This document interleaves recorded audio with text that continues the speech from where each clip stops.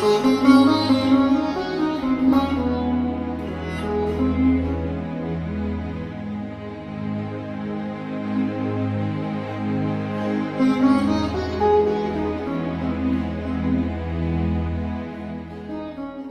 body is composed of many parts and systems.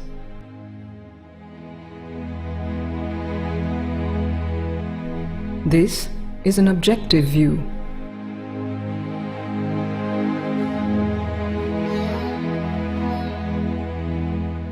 Sri Aurobindo gives us a subjective view.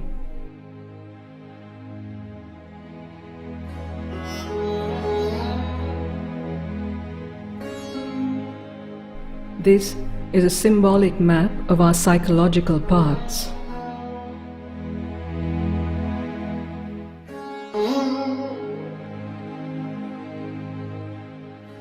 In our normal waking state, we can access only a small part of our consciousness.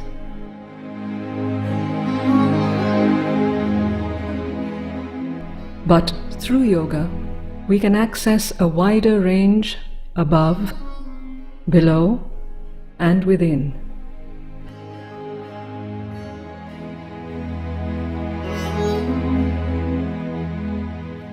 There are two systems in the organization of the being and its parts. There is a vertical system spanning above and below. There is also a concentric system. These two systems are simultaneously active.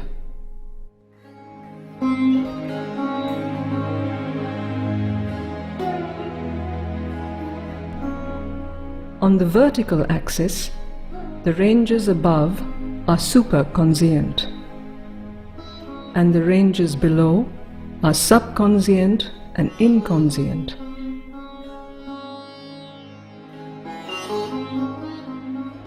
Our normal waking state is only the outer surface of consciousness.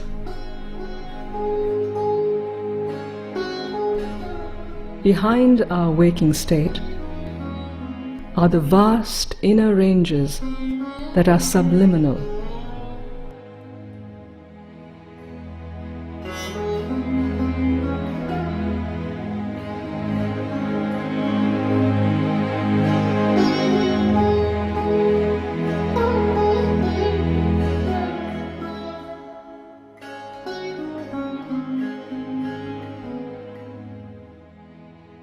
Our true being, the soul, is the inmost.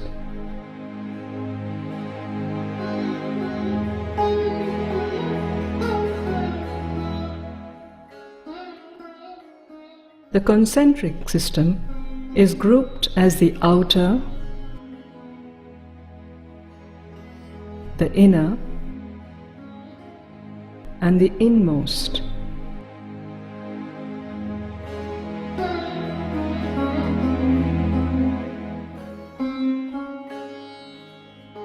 We are unaware of what is inner and the inmost, as well as what is above and below. We are aware only of the surface.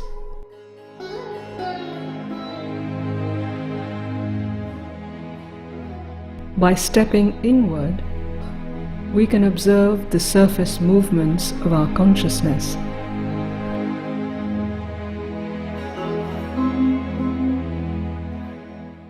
Thoughts are experienced in the region of our head.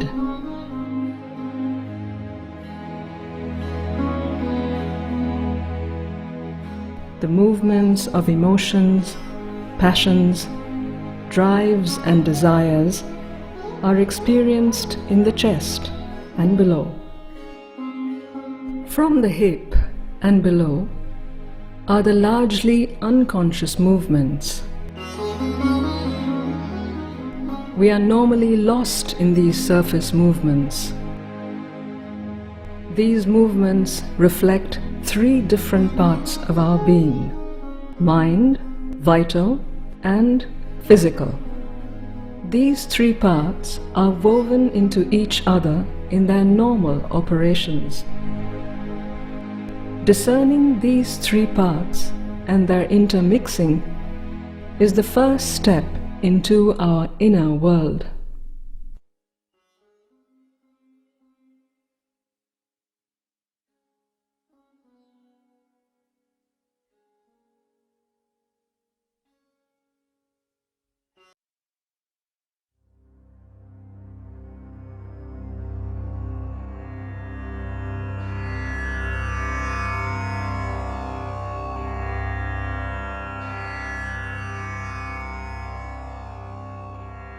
Our body has a consciousness that's quite personal to it.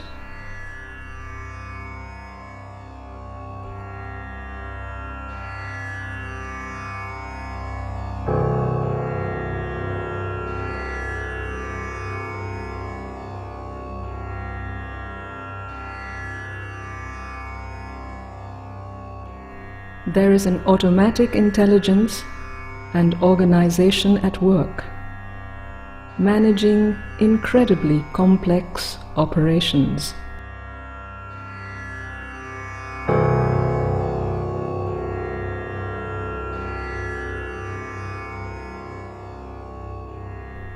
Keeping the body in a dynamic and healthy equilibrium. Our waking state knows only some surface movements of thoughts, ideas, imaginations, waves of emotions, drives, desires, and sensations. We have no access to the consciousness of the body.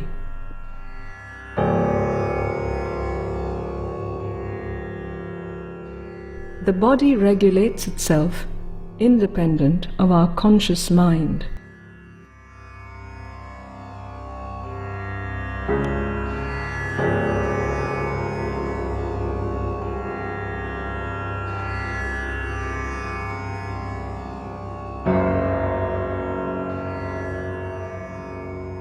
It is habitual in its operations, reflecting the mechanics of matter.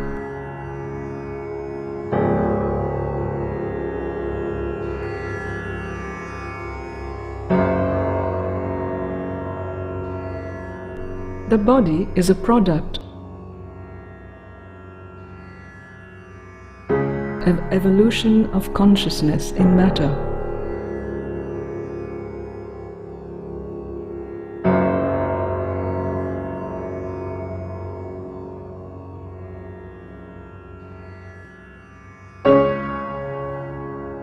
It carries with it the inertia of matter.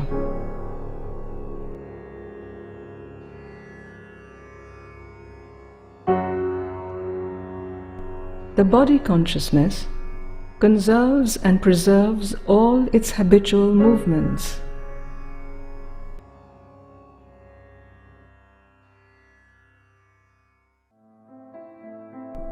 It makes our daily movements into routine habits.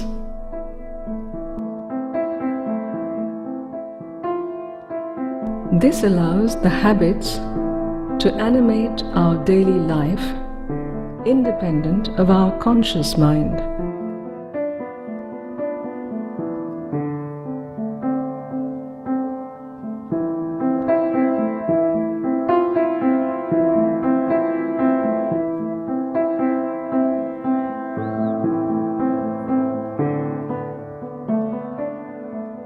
Our senses operate habitually.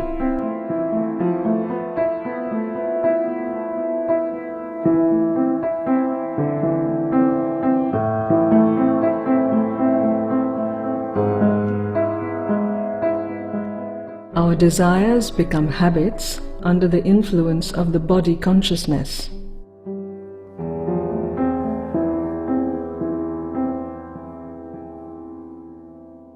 So are the emotions made into habits.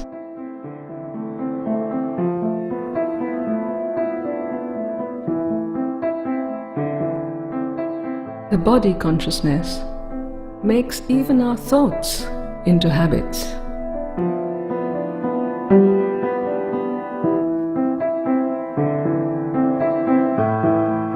Thus, our psychological habits get preserved in the body consciousness. The cells of our body retain them.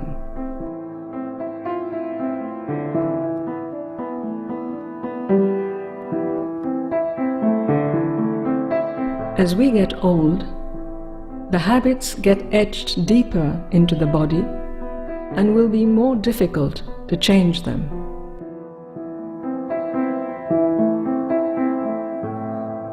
The body is also the reservoir of our long evolutionary journey.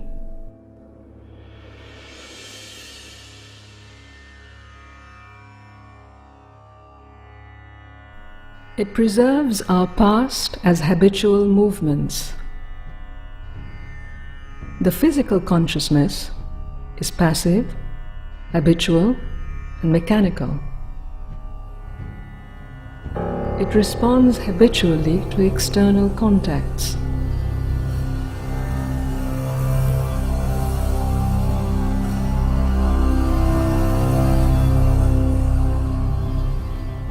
Its movements are random and dispersive. However, its instinct is to persist.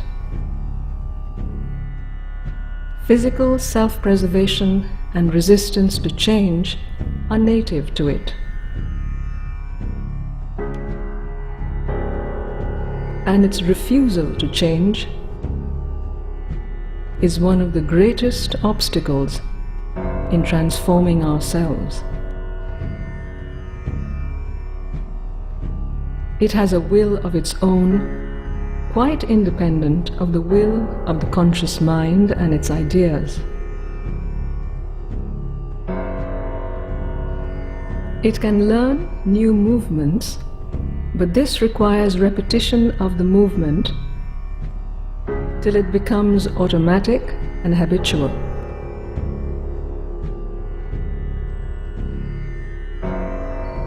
Since the physical consciousness is passive, it can be molded by constant repetition.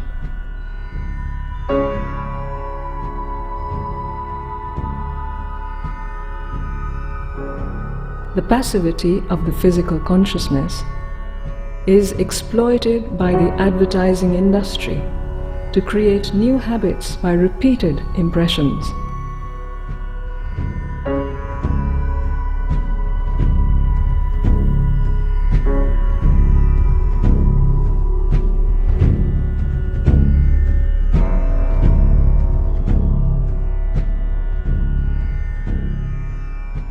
The physical consciousness learns slowly, but once it acquires a skill, it will preserve the skill faithfully and does the movements automatically without any active control by the mind. Like typing, driving, swimming,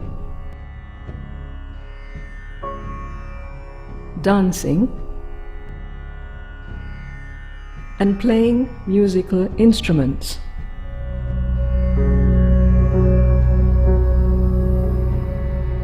These skills stay like a memory in the body. Then we say that the movement has become effortless. Thus, the passivity of the physical consciousness becomes a great advantage as it can transmit and express outwardly the inner movements.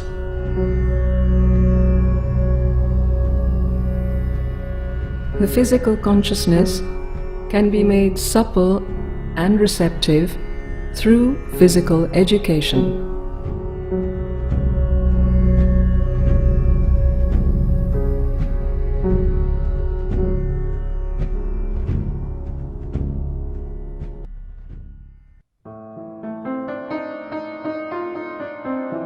well-trained body becomes a receptive instrument capable of expressing higher consciousness.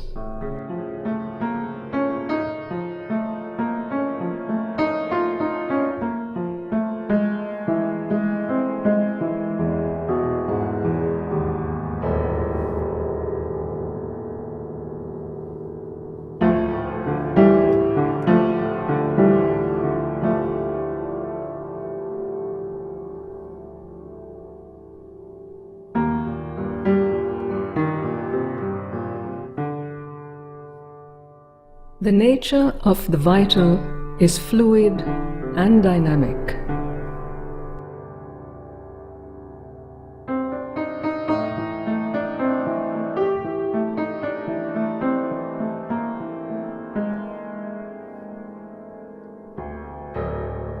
It is the prana, or the life force, that transforms matter into living substance.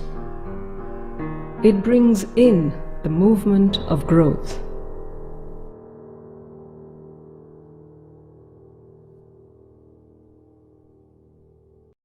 Develops the senses.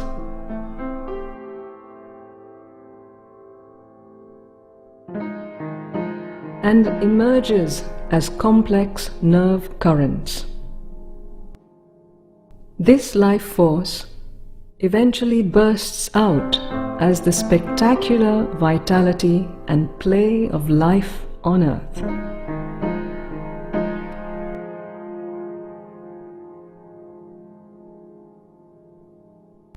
It is the same energy that animates human life.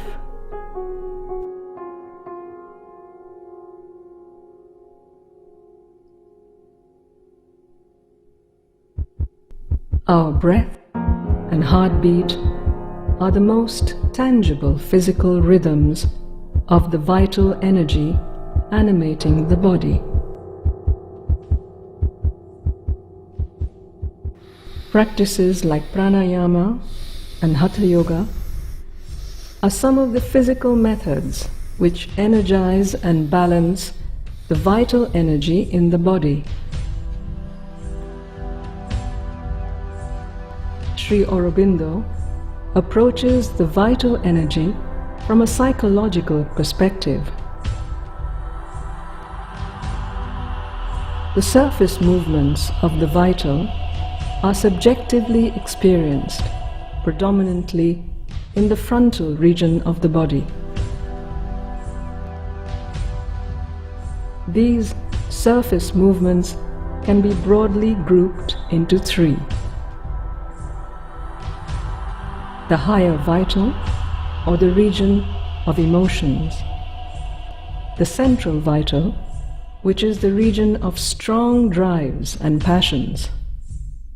And the low vital, that is the region of small impulses, desires and sensual cravings.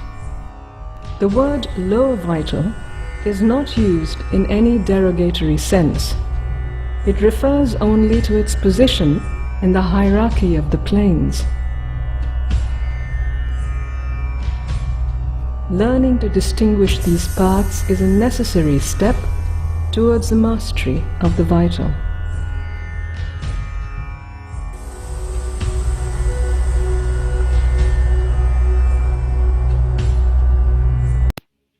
Réjouissons-nous, car la folie que nous vivons est une illusion qui force de plus en plus de gens à s'éveiller.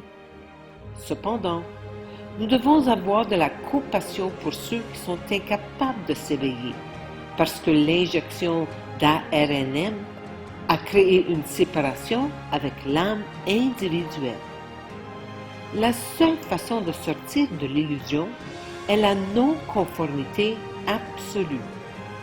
Je ne suis pas intéressé par la survie qui mène à une mort inévitable avec réincarnation dans cette simulation de réalité virtuelle.